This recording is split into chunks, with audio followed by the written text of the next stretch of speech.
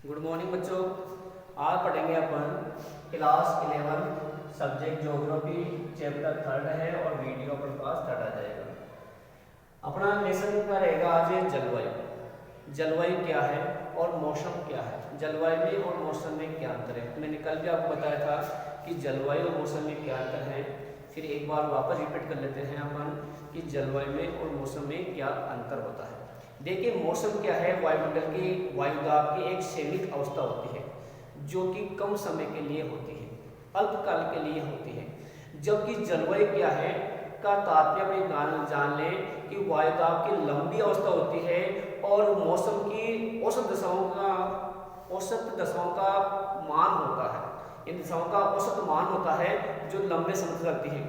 मौसम प्रत्येक दिन में या सप्ताह में एक दिन में बदल सकता है, लेकिन जलवायु 50 वर्षों तक के बाद ही बदल सकती है। फिर भी बहुत मुश्किल है।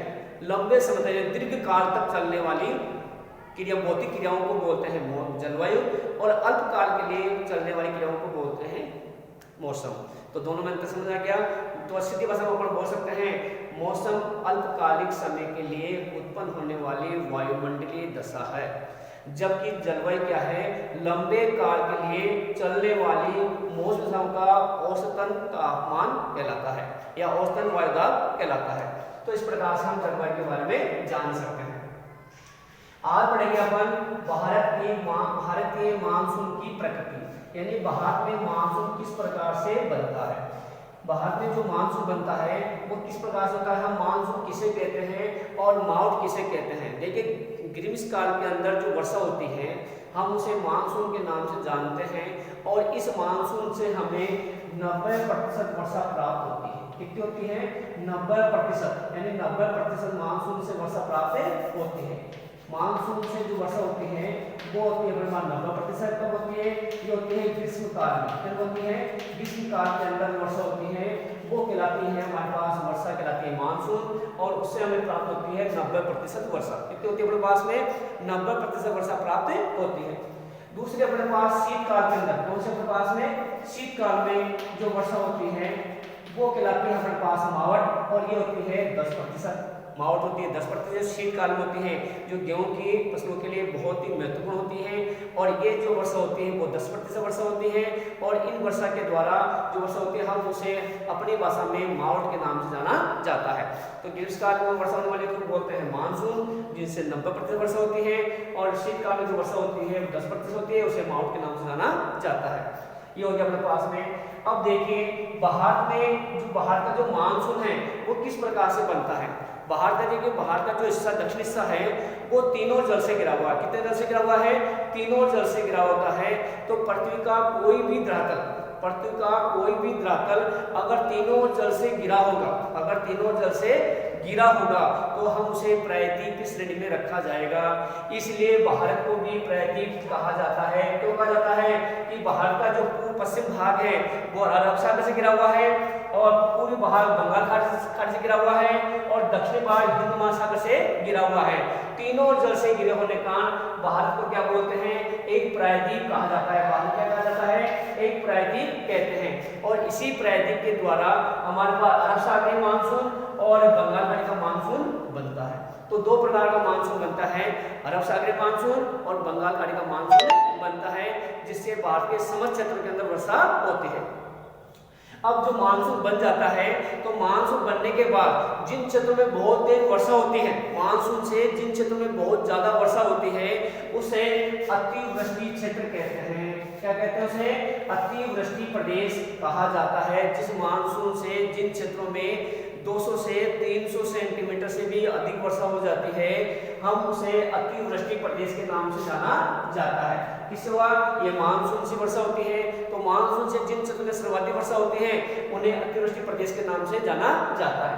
दूसरा अपने पास है जिस मानसून से क्षेत्र के किसी भी क्षेत्र में वर्षा नहीं होती है, दोनों मानसून से कि भारत के किसी भी क्षेत्र में वर्षा नहीं होती है तो हम उसे छाया वृष्टि प्रदेश के नाम से जाना जाता है। ये दोनों पर्सन ही आए हुए हैं क्लास के अंदर, कक्षा में अपने पास आए हुए भी हैं, एग्जाम में भी आए हुए हैं दोनों पर्सन कि अतिवृष्टि प्रदेश किसे कहते हैं और छायावृष्टि प्रदेश किसे कहते हैं। मानसून से जिन क्षेत्रों में वर्षा नहीं होती है उसे छायावृष्टि प्रदेश कहते हैं, और मानसून से जिन क्षेत्रों में सर्वाधिक वर्षा होती है 200 सेंटीमीटर से लेकर 3 सेंटीमीटर वर्षा होती है उसे अतिवृष्टि प्रदेश के नाम से जाना जाता है। ये हो गया अपने पास सामान्य मात्रा में जो मानसून से उत्पन्न क्रियाएं होती हैं। अब देखते हैं हमारे पास जो मानसून बनता है अरब सागरीय मानसून और बंगाल की खाड़ी का मानसून। जब ग्रीष्मकाल के अंदर महासागर पानी गर्म होता है तो हवाएं अपने पास से महासागर पानी गर्म होता है तो हवाएं अपने पास चलती है जल समीर से लेकर स्थल समीर की ओर चलती है। हवाएं चलती है जल समीर जो होती है अपने पास है वो स्थल समीर की ओर चलती है और स्थल समीर की हवाएं चलती है जल समीर की ओर। देखिए इसका उदाहरण देखते हैं तो देखिए हमारा जो फ्रिज होता है, हम फ्रिज को कुछ समय 5 मिनट के अगर हम खोल देते हैं तो फ्रिज में जो ठंडी हवा है वो हमेशा जाएगी गर्म हवा की ओर, और जो गर्म हवा है वो जाएगी ठंडी हवा की ओर। यही प्रक्रिया होती है धातुलीय क्षेत्रों के अंदर। जब मानसून बनता है तो महासागरीय पानी गर्म होता है और गर्म होकर वो कहाँ जाएगा, गर्म होगा तो गर्म ठंडी हवा होगी और ठंडी हवा कहाँ जाएगी, गर्म क्षेत्र की ओर जाएगी, इसलिए वो स्थल की ओर आएगी और स्थल पर यहाँ पर गर्म हवा होगी, और गर्म हवा यहाँ पर जो गर्म हवा है इसलिए जो गर्म हवा है वो जाएगी महासागर की ओर। जहां पर ये क्षेत्र आपस में टकराते हैं, दोनों गर्म हवा और ठंडी हवा दोनों आपस में टकराती है तो गर्म प्लस ठंडी हवा दोनों टकरा के आपस में टकराती है तो वहां पर संघनन की क्रिया होती है। कौन सी क्रिया होती है, वहां पे संघनन की क्रिया होती है और संघनन से ही वर्षा होना प्रारंभ हो जाती है। संघनन से हो जाती है वर्षा होना प्रारंभ हो जाती है। हमने फ्रिज को 5 मिनट खोला, थोड़ी देर के बाद में फ्रिज में से पानी टपकने लग जाता है। इसका मतलब ये हुआ कि बाहर की जो गर्म हवा थी वो फ्रिज के अंदर चली गई है और ठंडी हवा की वो बाहर आ गई है, दोनों हवाएं जहाँ मिल रही है वहां पर संघनन की क्रिया हो रही है। जिन क्षेत्रों में ये हवाएं टकराती हैं उन क्षेत्रों के अंदर ये वर्षा 100 सेंटीमीटर से लेकर 300 सेंटीमीटर के अधिक वर्षा करने में सहायक हो जाती है। तो इस प्रकार अरब सागर में जैसे मानसून बनता है, ये मानसून यहाँ पर अपने पास से गुजरात की कच्छ खाड़ी से लेकर कन्याकुमारी तक के क्षेत्रों को टकराते हैं और यहाँ पाई जाने वाली जो अन्नमलई की पहाड़ियाँ हैं, नीलगिरी पहाड़ियाँ हैं, उनसे टकराकर इन क्षेत्रों में सर्वाधिक वर्षा करने में सहायक हो जाता है, जिसे अतिवृष्टि प्रदेशों के नाम से जाना जाएगा। तो अतिवृष्टि प्रदेश कौन कौन से हुए इसमें अपने पास गुजरात, महाराष्ट्र है, गोवा है, कर्नाटक है, केरल है, ये क्षेत्र अपने पास अतिवृष्टि प्रदेश के अंतर्गत आते हैं क्योंकि यहाँ वर्षा होती है 200 सेंटीमीटर से लेकर 300 सेंटीमीटर से अधिक वर्षा यहाँ हो जाती है जो अतिवृष्टि प्रदेश के अंतर्गत आती है। अब मानसून यहाँ टकराने के बाद हल्का हो जाएगा, क्या हो जाएगा, हल्का हो जाएगा और हल्का होने से ऊपर उठने की कोशिश करेगा। जैसे हल्का होगा ऊपर उठेगा और ऊपर उठते ही बाहर की पश्चिम दिशा के अंदर आएगा और आने बाद गुजरात में वर्षा करेगा 100 सेंटीमीटर से लेकर 200 सेंटीमीटर वर्षा करेगा। उसके बाद में जैसे ऊपर आएगा तो राजस्थान में प्रवेश करते समय राजस्थान के पश्चिम भाग में एक तो कोई ऊंचा पर्वत है जो इस मानसून को रोक सके और नए यहाँ पर घने जंगल हैं जो मानसून को अपनी ओर आकर्षित कर सके। यहाँ पर मरुस्थलीय प्रदेश पाया जाता है, इसी गर्म हवा के द्वारा यहाँ पर हल्का मानसून प्राप्त वर्षा हो जाती है जहाँ हमारे पास 25 सेंटीमीटर से लेकर 50 सेंटीमीटर वर्षा करने में सहायक होते हैं।